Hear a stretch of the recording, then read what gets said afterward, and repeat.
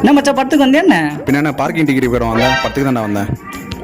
சரி மச்சான், அப்போ எங்கே நிற்கிற? 2 டிக்கெட் எடுத்துன்னு வரேன், நான் ஒரு 5 நிமிஷம் ஆகும், அதான் வெயிட் பண்ணுறேன். சரி மச்சான், சீக்கிரமாக அந்த டைட்டில் மிஸ் பண்ணிருப்போம். ஏய் அதெல்லாம் ஷார்ப்பாக வந்துடுவேன், நீ உள்ள கிளம்பு.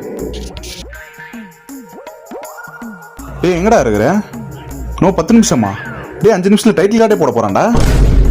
எது வண்டி உங்க பார்த்து போயிட்டாரா?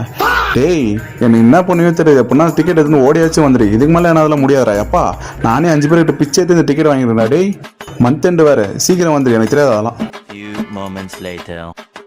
மச்சான் வசந்த், படம் எப்படி இருந்தது? தளபதி பிளாஸ்ட் பண்ணிட்டாரா?